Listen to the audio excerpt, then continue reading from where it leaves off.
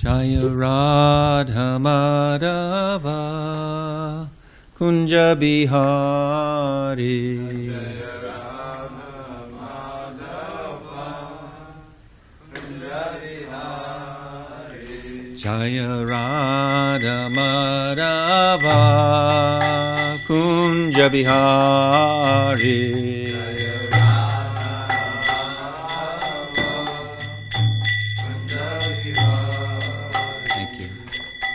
Gopijana Vallabha Giri Vardhari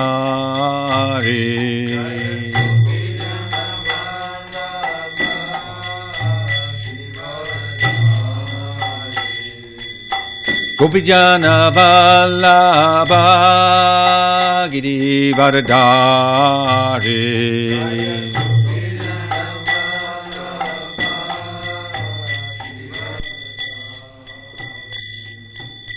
Gopijana Vallabha Giri Vardhari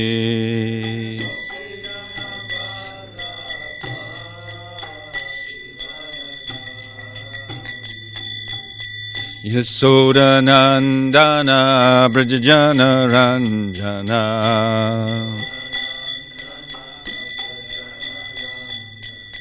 Yasodanandana Brajajana Ranjana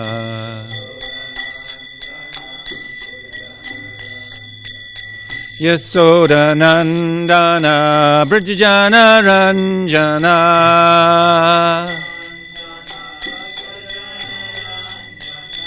Yasodanandana Brajajana Ranjana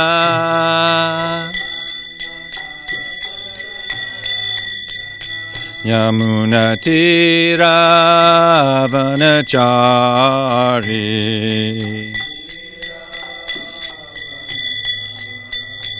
Yamuna Tira Vanachari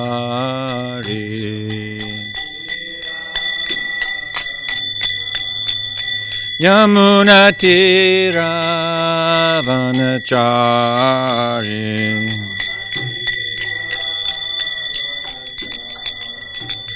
Jaya Radha Madhava Kunja Bihari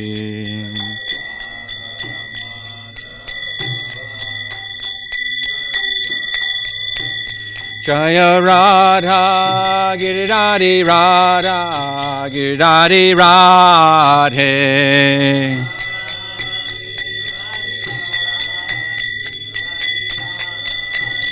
Prabhupada, Prabhupada, Prabhupada, Prabhupada.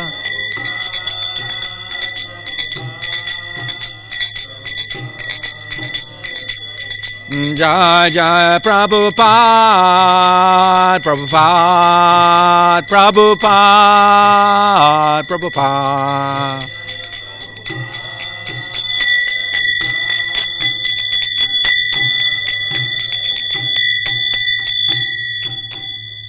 Srila Prabhupada ki Jai Vishpad Paramahamsa Pravijikacharya Sotarasata Shishimade Si Bhaktivedanta Swami Maharaj Srila Prabhupada ki ISKCON BBT founder Acharya Jagat Guru Srila Prabhupada ki Grantaraj srimadbhagavatam ki Samaveda Gaura Bhakta Vrinda ki Gaur Premanande. All glories to the assembled devotees. All glories to the assembled devotees. All glories to the assembled devotees. All glories to Shishi Guru and Gauranga. Glories to Srila Prabhupada.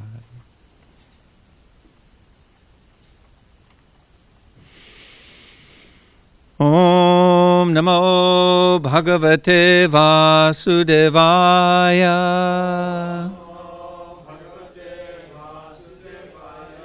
Om Namo Bhagavate Vasudevaya.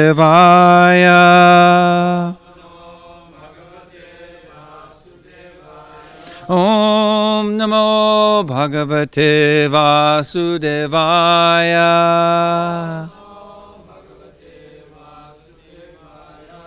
We're getting to hear from Srimad Bhagavatam, chapter 26 of the 4th canto. It's entitled King Puranjan Goes to the Forest to Hunt. and his queen becomes angry. This is text number 6. Tirteshu pratidrishteshu Raja medhyan pushun vane Yavadartam alam labdho Anyaditi niyamyate Tirteshu pratidrishteshu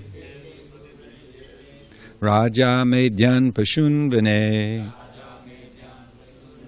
Yavadartam alam lubdho Anyaditi niyamyate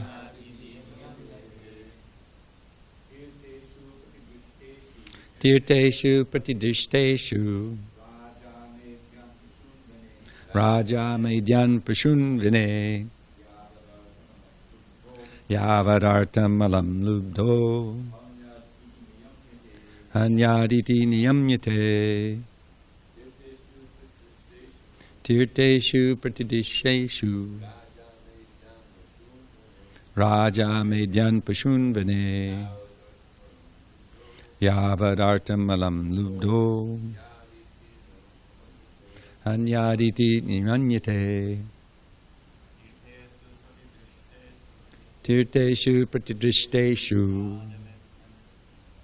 Raja medhyan pashun vine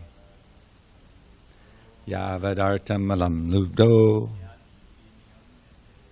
Anyaditi niyamyate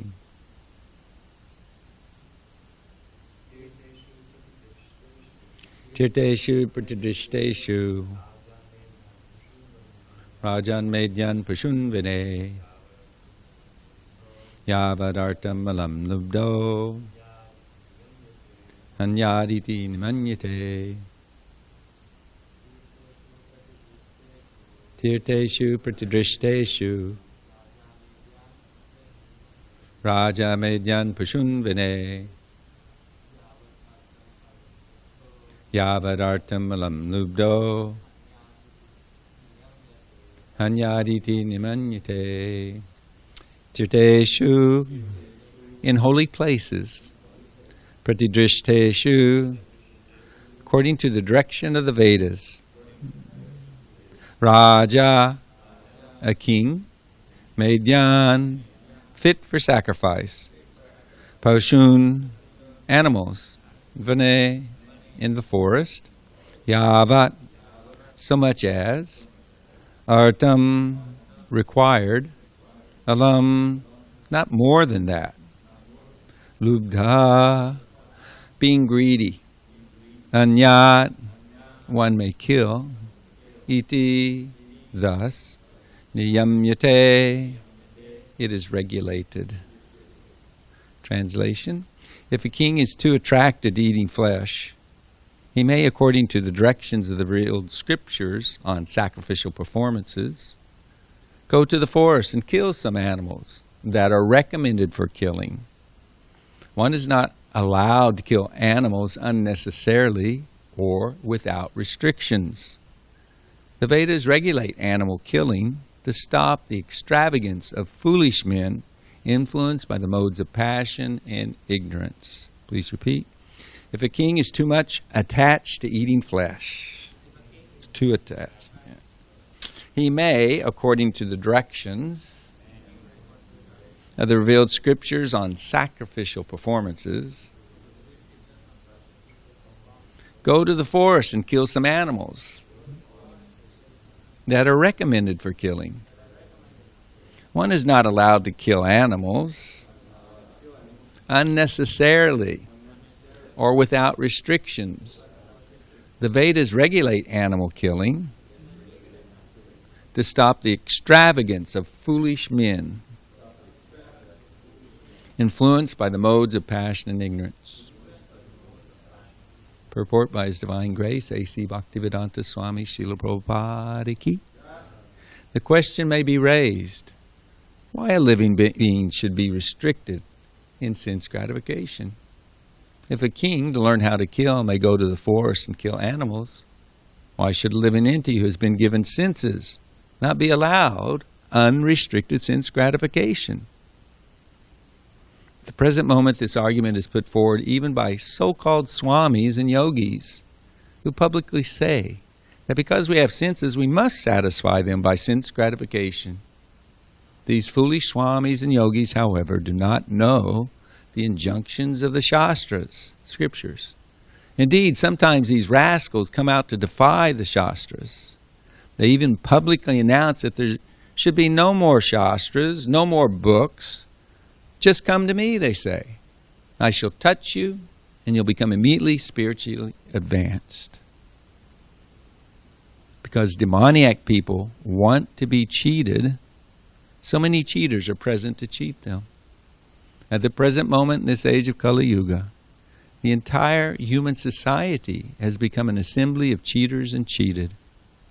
For this reason, the Vedic scriptures have given us the proper directions for sense gratification.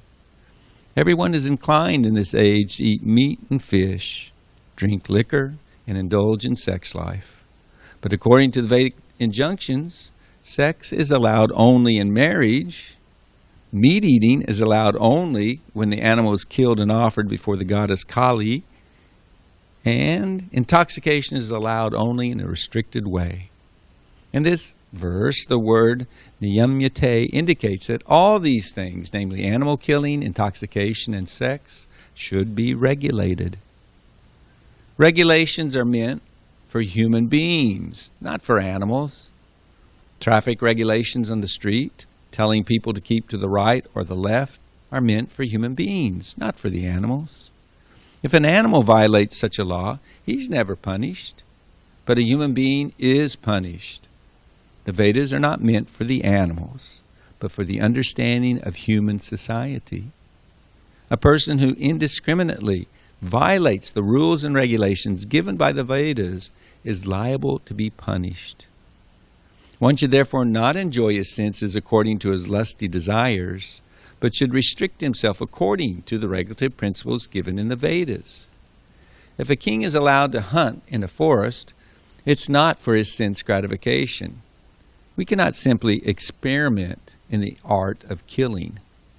If a king, being afraid to meet rogues and thieves, kills poor animals and eats their flesh comfortably at home, he must lose his position. Because in this age, kings have such demoniac propensities, monarchy is abolished by the laws of nature in every country.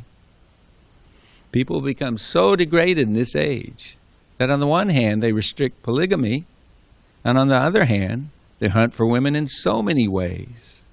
Many business concerns publicly advertise that topless girls are available in this club or in that shop. Thus, women have become instruments of sense enjoyment in modern society.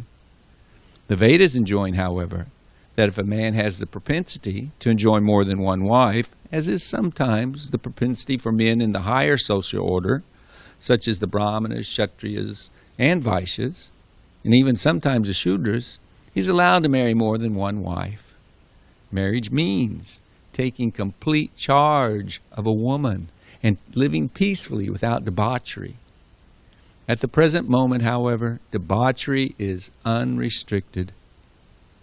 Nonetheless, society makes a law that one should not marry more than one wife. This is typical of a demoniac society. If we could pray for some guidance and some mercy, please.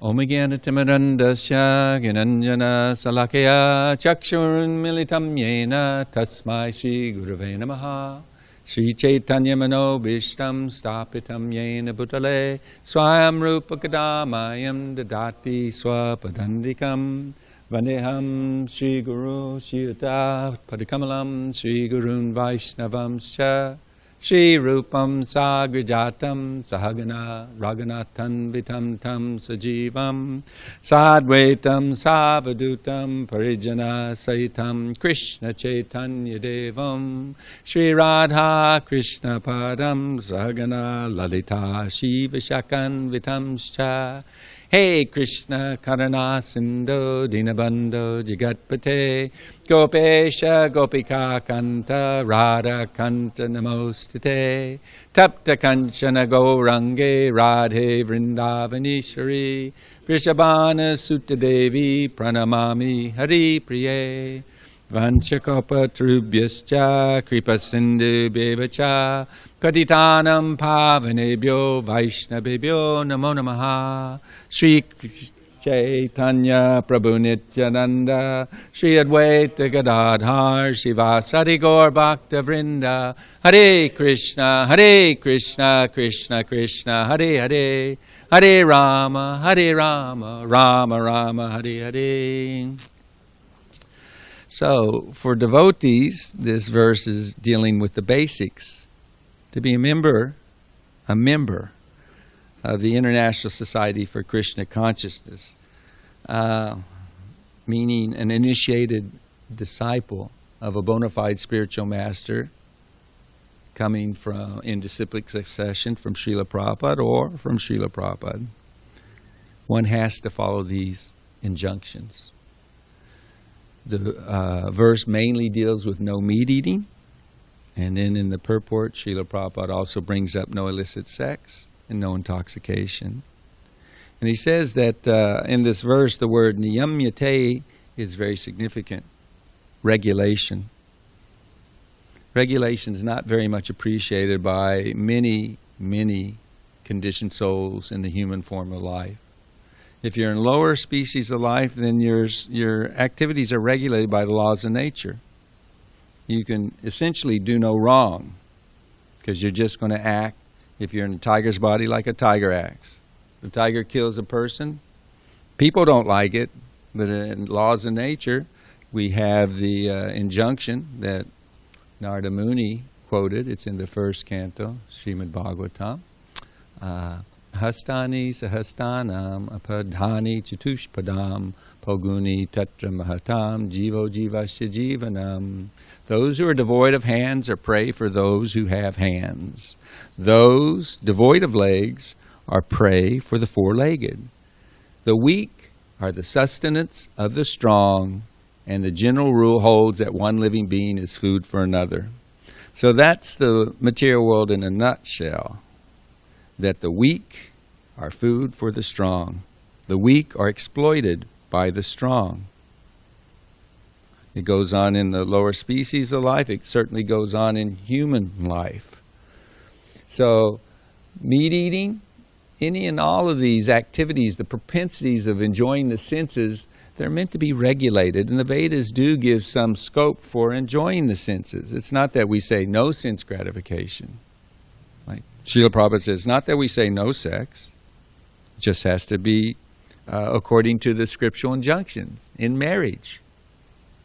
Ideally for the propagation of children. That's the highest standard, so that one can be engaged in a way that pleases Krishna and qualifies one to go back home, back to Godhead, after enjoying a life of devotional service. I did use the verb enjoying.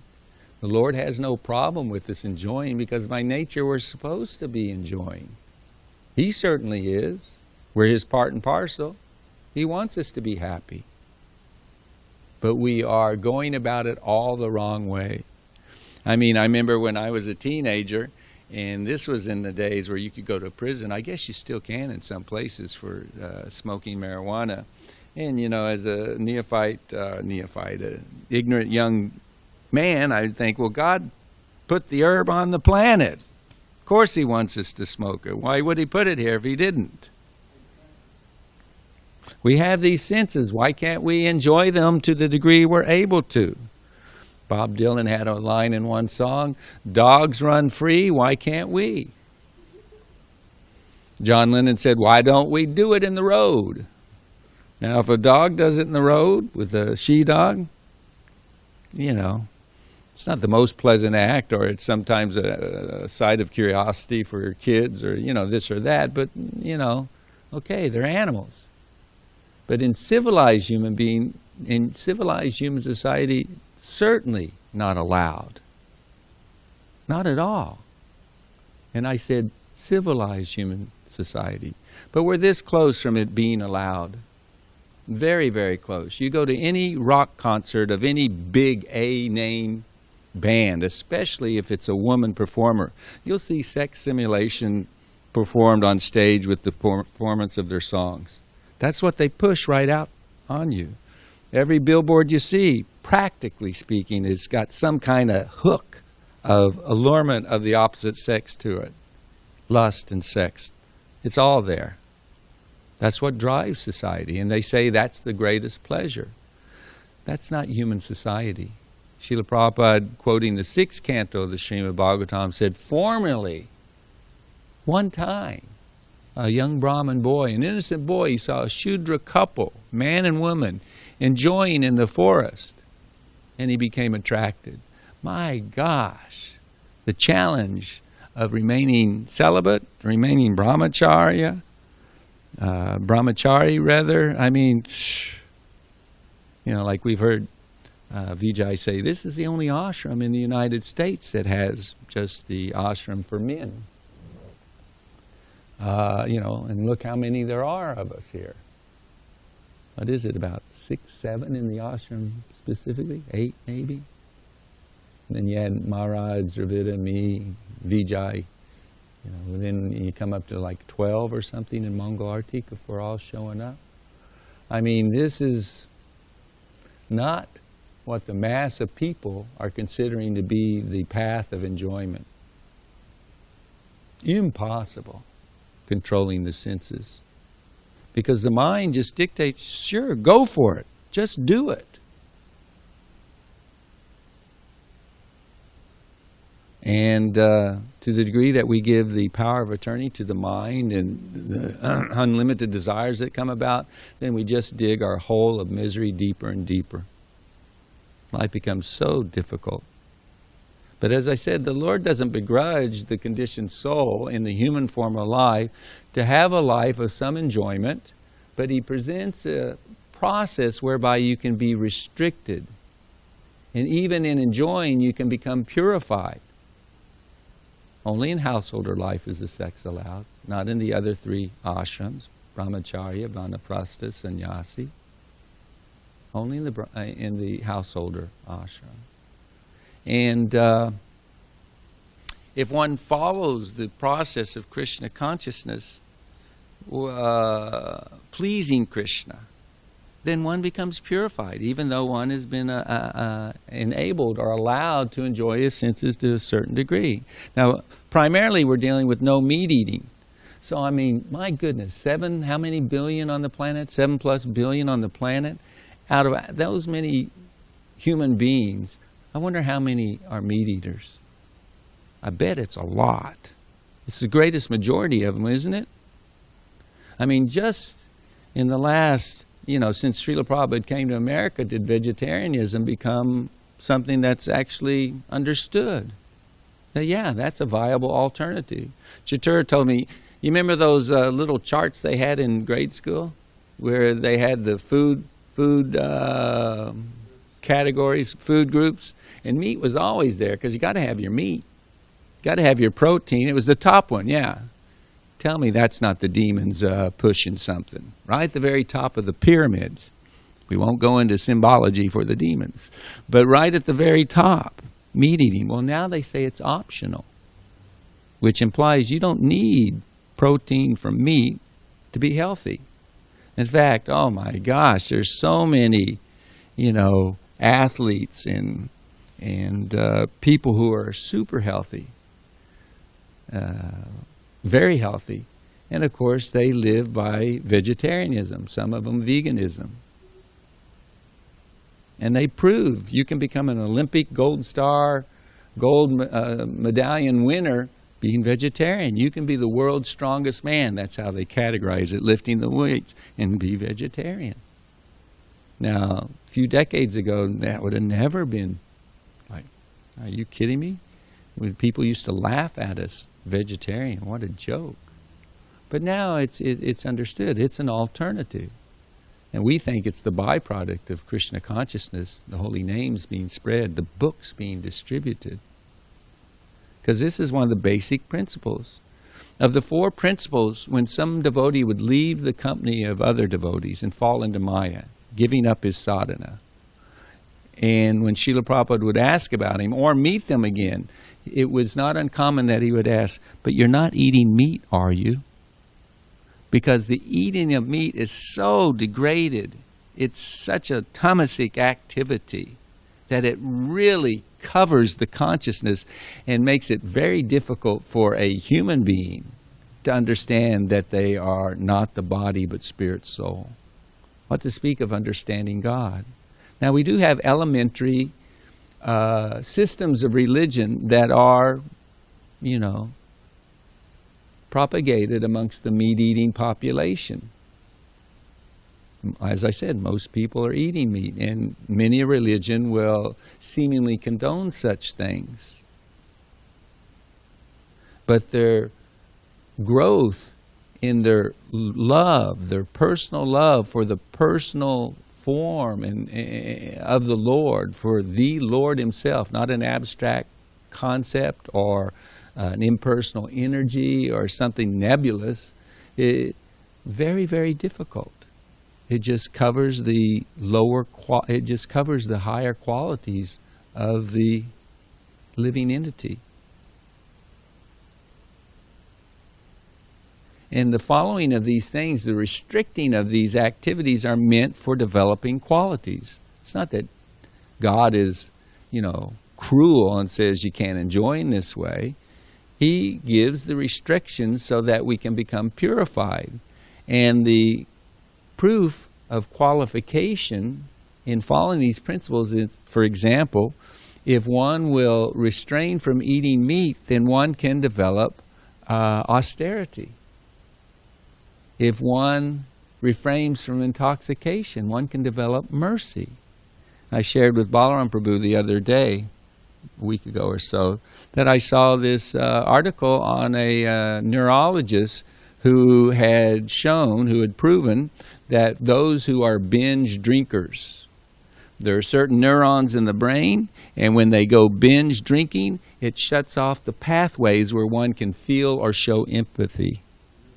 Yeah, it's scientific validation of our scriptural knowledge that if one engages in intoxication, you're really hindering yourself to be to be merciful in your dealings with others. It's intoxication. Meeting is austerity. I mean, the tongue is the most vicious and uncontrollable of the senses. And the way we've been programmed in this culture, so-called culture, is that's the finest thing. I mean, they always go, "Yeah, go have my steak and potatoes." They think like a slice off the cow's body is like, that's, doesn't get any better than that. Actually, it just gets more and more degraded as Kali Yuga goes on. What they will consider be the finest slice of meat won't come from the cows anymore, and it's actually beginning to manifest now. You have rakshasas, you have cannibalism that goes on in the guise of aristocratic rich people. It's actually there. It's not that, unknown a secret. So these things are going on. It's Kali Yuga. But if we will follow the process of Krishna consciousness, then we will develop these godly qualities. Mercy, we said austerity, no illicit sex, cleanliness, and no gambling, truthfulness. So those are the four pillars of success, and four very important qualities that should manifest in anyone practicing Krishna consciousness. The golden standard, the foundation for qualities, is really found in Lord Chaitanya's instructions. We should aspire for, if we have not developed, we want to come to the platform of having realized humility, tolerance, respect for others, not expecting any in return. And along with tolerance, you can go / along with compassion. The tree shows both examples, to be tolerant like a tree and compassionate like a tree. And if one is not tolerant, then one can't be compassionate and help others, because people don't want to be helped for the most part. You have to really endeavor. Srila Prabhupada, quoting his spiritual master, sacrifice hundreds of gallons of blood just to help one person become a devotee of Krishna. Not easy work. That's why one who engages in it, by having followed the process personally and developed these qualities, then one is most dear to the Lord. That's the fast track. You want to get to where you want to go, the lotus feet of the Lord, and eternal happiness, knowledge, in devotional service to the Lord, in His company, then help others become Krishna consciousness. But unfortunately, you got to cut down the forest of weeds before you can get down to the tiny little seed and creeper of devotional service to help people cultivate that. You have to tell them what it is not. It isn't this. You can't become a pure servant of the Lord and still maintain your eating of flesh habit. It's not possible. Now, the scriptures are they accommodate everything. Srila Prabhupada has said that if one were put in a situation where one's body would die and the only thing he could do to save that body and keep life in it would be to eat meat, and he said that would be allowed. That's an emergency thing. They quoted at the time a crash had taken place in the Andes, and some of the people lived only because they consumed the flesh of some of the passengers who didn't live in the crash. And Srila Prabhupada said, that's not sinful. He said, I wouldn't do it. I'd rather die, but it's not sinful. And as devotees, ultimately, Srila Prabhupada is setting the example for us that we're not interested in the not being sinful or piety. We're wanting to develop the qualities of the soul in devotional service to the Lord. If one isn't engaged in devotional service to the Lord, you may have these wonderful qualities. I mean, I've already said, practically speaking, the only one that I know of in my small well of existence, Mr. Rogers being in the mode of goodness, following all these principles. Maybe he could have qualified for going to the heavenly planet. And that's the funny thing that the demons or the innocent misled by demons don't understand. If you want to enjoy, then you have to participate in and follow the regulations of Dharma. You know where they really enjoy sex? It's in the heavenly planets. Do you know how you really become rich? It's not by going to seminars. It's not by simply working your tail off, working like a dog. No, it's by performance of Dharma. The only reason why this land of America, the nation of America, became the dreamland, the golden dreamland for so many people in the world, where it was so prosperous, and there was a time when you could work and actually experience the American dream, where you could, live prosperously and peacefully and enjoy life. The only reason that is because the foundation of our country was based or built by people who were following principles of Dharma. In God we trust. You had to go to church for the early settlers of America, the Pilgrims, etc. That was part of you're part of our group, you're part of our community. That's what we do. They came here to be able to worship God according to the dictates of their understanding, according to their heart. And for other reasons, but it's a big part. You earn your wealth by performance of Dharma. Dharma, artha. From religion comes wealth. And then with wealth you can enjoy your senses. And this story is talking about Pranjan, a king. Kings can enjoy in standards that we can only dream of. I mean, kings, even Saudi Arabia or something like that. Some of these sheiks, they have their, so many wives. They have the big harem and things like that.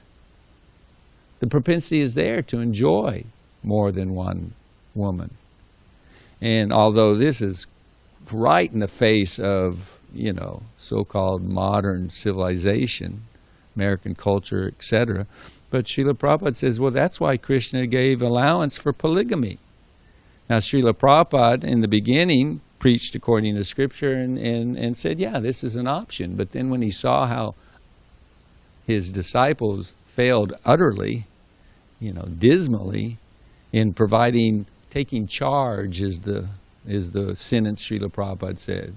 The husband failed, so often in taking charge of one wife. It means taking responsibility for, engaging in providing, protecting this woman. You take vows to do so. And if you don't, then you don't please the Lord. It's your service when you enter into household life. You should do it in a way in which you're trying to please the Lord, because that will be purifying and allow you to advance in spiritual life and God consciousness. So what to speak of not being able to protect, maintain, and satisfy, helping the wife or children to become Krishna conscious, not just one, but when they tried to marry more than one wife, no qualities. There were not sufficient qualities on the part of the man or the women. It wasn't supported by our culture, so you were trying to swim upstream anyway. But no, not possible. And Prabhupada said, no, this should not be done. Don't do this. And it's also illegal. I mean, there is one sect of religion, they still do it. They do it under the law, under the radar of the law, and they won't register their additional marriages with other. And in Kali Yuga, there's so much exploitation that goes under that system of marriage. So many abuses. The problem is the lack of qualities. And the reason why there's so many animalistic qualities in the two-legged species called humans is because there's not sufficient sacrifice in the service of the Lord. That's why it's such a big responsibility for us who have been given the mercy of the Lord through the disciplic succession, that we should understand this is the business, the family business of sharing Krishna consciousness with others. We should be very concerned that these people are all going to hell. Now, people don't like to think about that. Christians, I've got no problem with it because they're convinced that I'm not going to hell. They understand the concept of hell. But if they had any idea how strict the laws of material nature are, then they might introspectively look at to what degree they are engaged in activities that are pleasing the Lord and aren't pleasing the Lord. I mean, Manu Samhita, which we do not propagate, although it is bona fide scripture, but much of it is inapplicable in the age of Kali, and it'd blow our minds due to our lack of ability to follow anyway, just to hear it. But they have things like, if you slaughter the cow and you eat the cow, or not even just that, Srila Prabhupada in one purport talks about the chain of conspiracy, that if you raise the cow, butcher the cow, sell the cow, transport the cow, prepare the cow, eat the cow. If you're engaged in that activity, you're an accomplice, and you're held accountable, just like the person who ends up putting that flesh in their mouth, chewing, swallowing. And Manu Samhita says, as many hairs on the cow's body, you suffer that. What does it say? How many years? It's per hairs on the body. So the Vedas are saying approximately 10,000 hairs on the cow's body is what you're saying? Oh my God, yeah, you even hate to even say it because it's so overwhelmingly like, I know devotees have a real problem with that. That can't be possible. 10,000 years for every hair on the body in hell. Now, time is relative. That's shown in the 5th canto when the soul's dragged to hell in the subtle body. bound up by the Yamadutas. The dogs are barking at their heels and they're miserably thirsty, given no solace, just dragged to the lower planetary systems. And it seems like years and years and years, but it goes by just like that.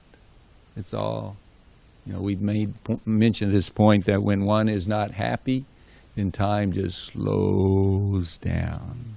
And when you are enjoying, then it goes by just like that. Or in Krishna consciousness also, just like that.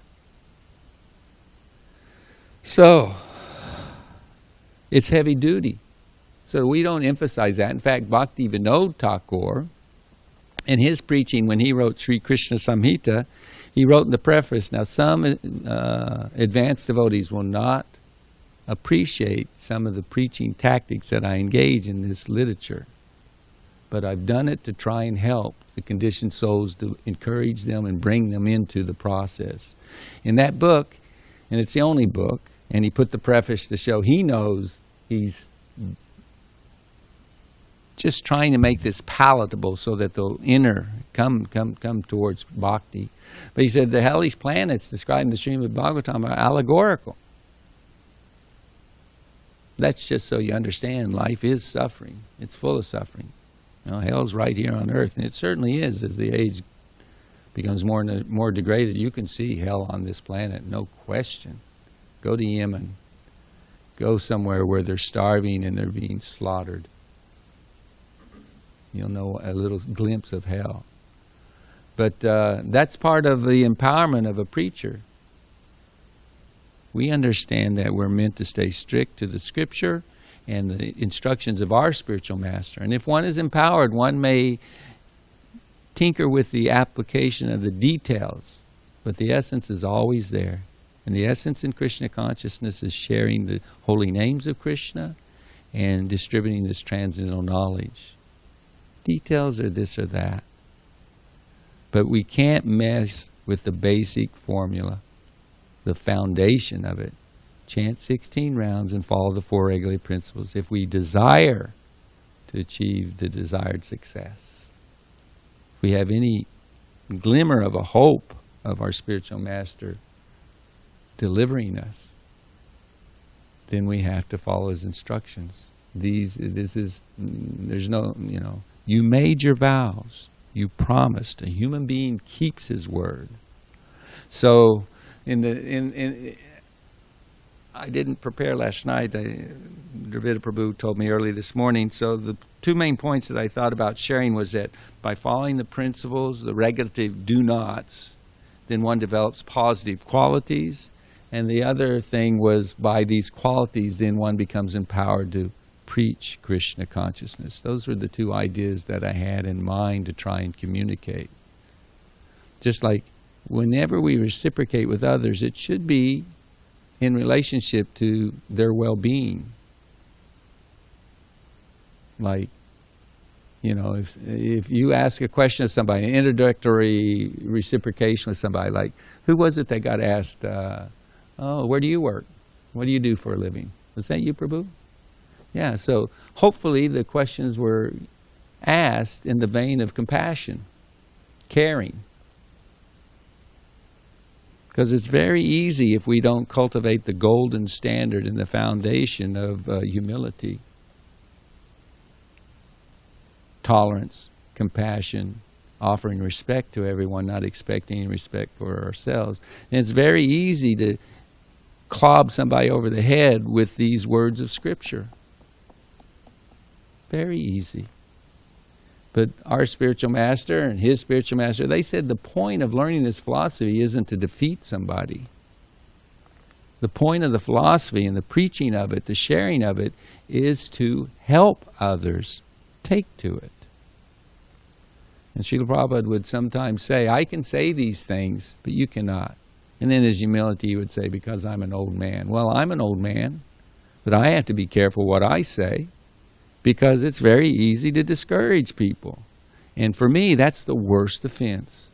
For me, that's what I'm afraid of most. It may not look like it sometimes the way I talk and what have you, but that's very scary, because I know Srila Prabhupada worked so hard in writing these books and giving these books and asking us to deliver his books in the hands of people and setting the example of a life that shows we've imbibed the knowledge in these books. He worked so hard, and when he would see someone leave, if he personally knew them, there was times when he would cry and make all endeavor to bring them back, and be very unhappy when somebody made obstacles, put obstacles in the path of that fallen devotee to come back. This is the platform of serving Krishna and loving Krishna. And this is what we need to aspire for. We want to develop the qualities of Krishna consciousness so that we can share Krishna consciousness. Those who chant continuously, those who aspire to chant continuously, following the instructions of the spiritual master, praying for the manifestation of the qualities within us, they can help others become Krishna conscious. And you should judge by the fruits of your speech and behavior whether or not your life is making a difference in the lives of others. To the degree it is, that's a blessed life.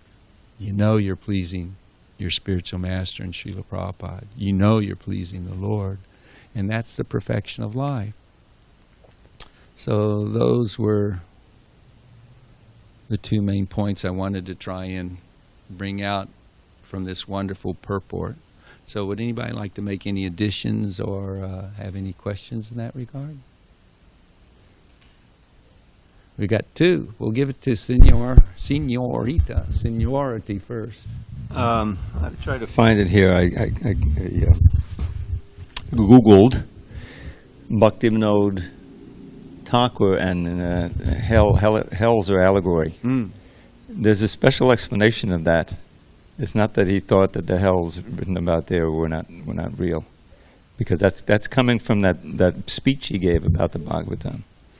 And I couldn't find it here, but I remember reading once that he was speaking to a certain audience then, and he was presenting it, because there's other writings of his, subsequent writings.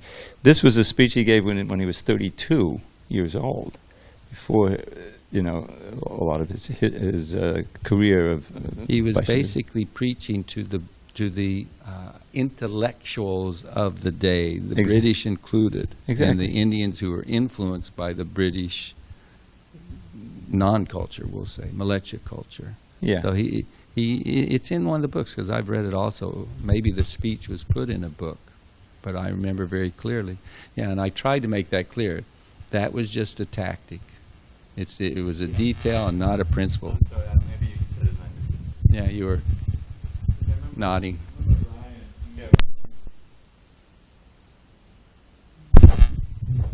Bhakti Ryan was reading this book, Krishna Samhita, and he's actually a good reader. I mean, he likes to read, but he was reading and he told me, he said, "Oh, Balaram, I'm giving this book to you because I don't want any of the new devotees to see it," because he was mentioning that there was something in there, which I didn't read that book. I never read that book, but he was saying there's something in there that could, kind of bewilder someone, like what Bhaktivinoda Thakur was saying, like you're saying. Yeah. Society consists of cheaters and cheated, and if you want to find loopholes, you can find them even in the instructions of Guru and Krishna in the scripture. Apparently. You're cheating yourself. But that's the way Krishna, if you want to be cheated, no problem. That desire can be fulfilled. You can misunderstand the teachings of the pure acharyas. Yes, Prabhu, Vijay. In the pastime with the Kazi and Lord Chaitanya, this is in the Chaitanya Charitamrita, calculars are condemned to rot in hellish life for as many thousands of years as there are hairs on the body of a cow. So not 1,000 years for each hair. Yeah. Thousands of years as there are hairs on the body of a cow. So for each hair there's a year. Are you sure? As many thousands of years as there are hairs on the body of a cow.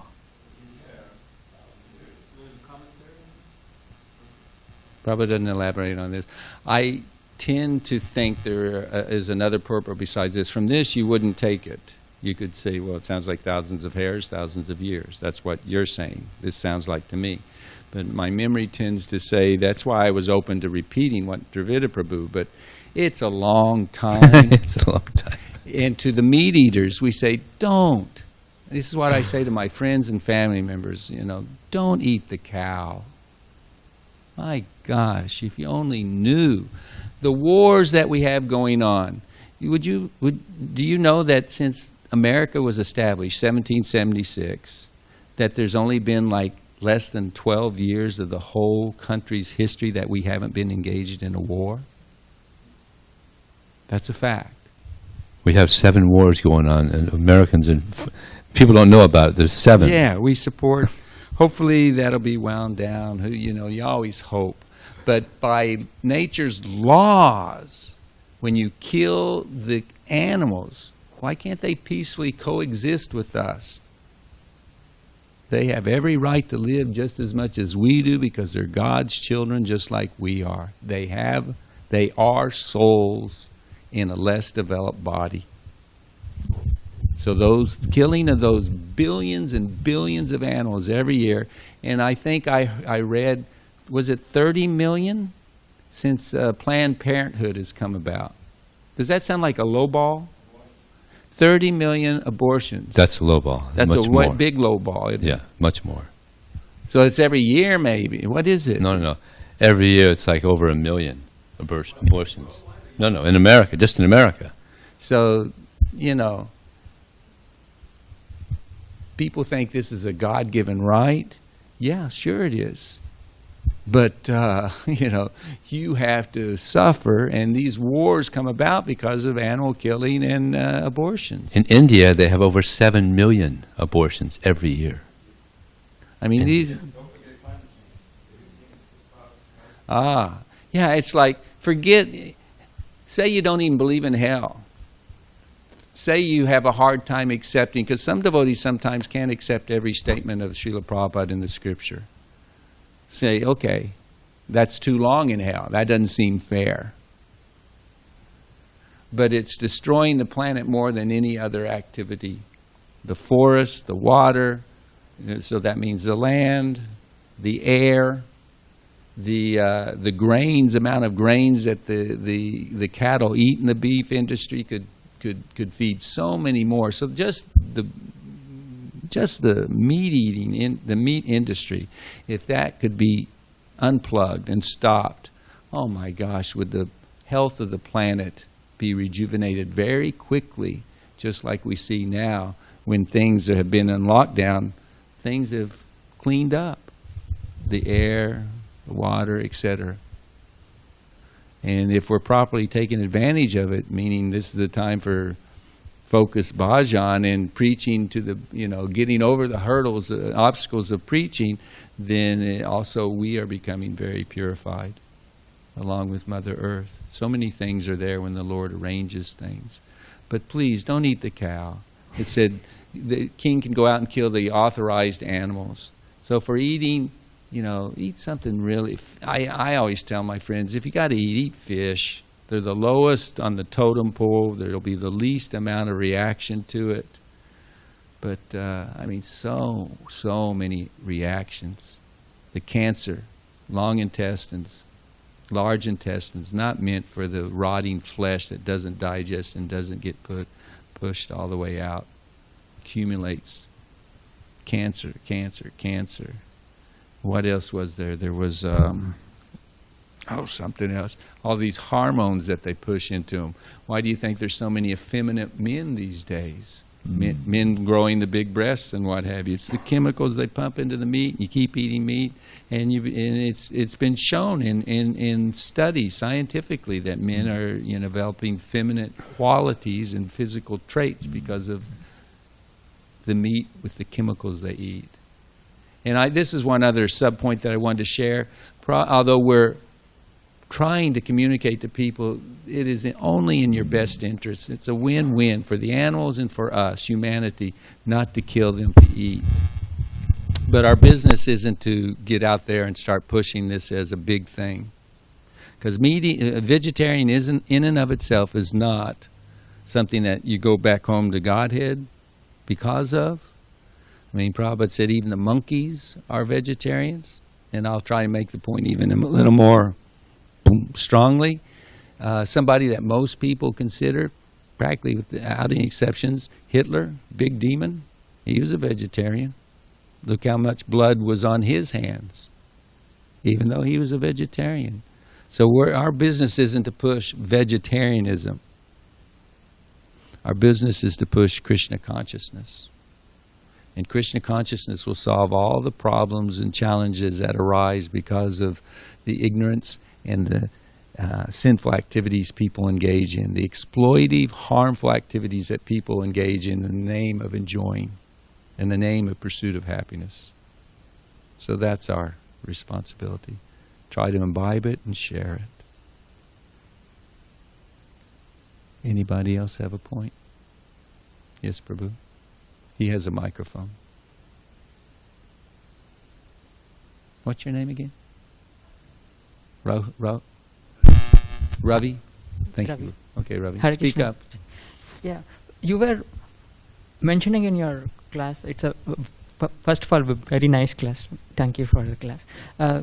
You were mentioning about the scientists trying to prove that by restricting meat eating, like by eating meat, they were actually, those neurons were getting affected. I said that in relationship to drinking. Drinking, neurons. okay. Yeah.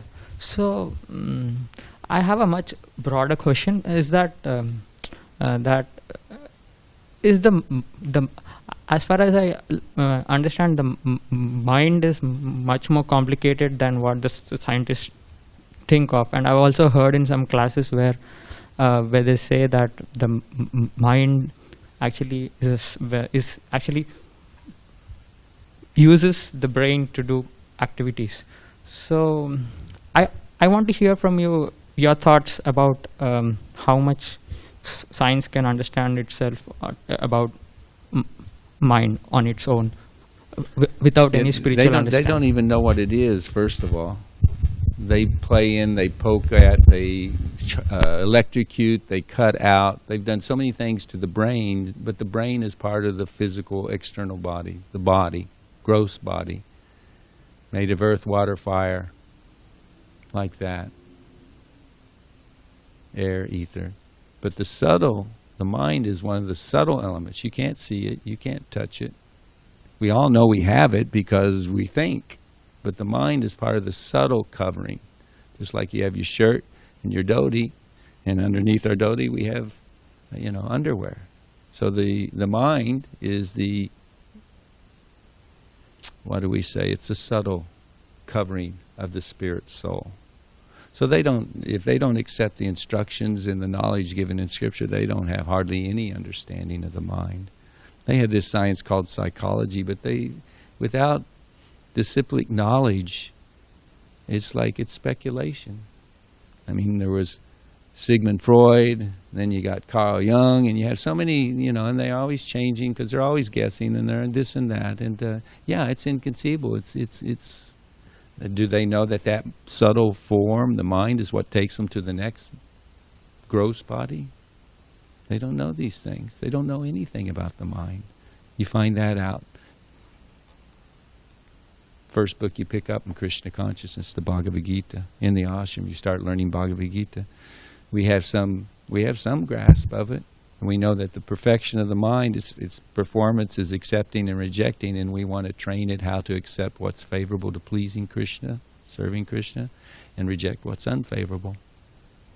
That comes by submitting to a spiritual master and following his instructions and remembering or learning and remembering and applying this knowledge.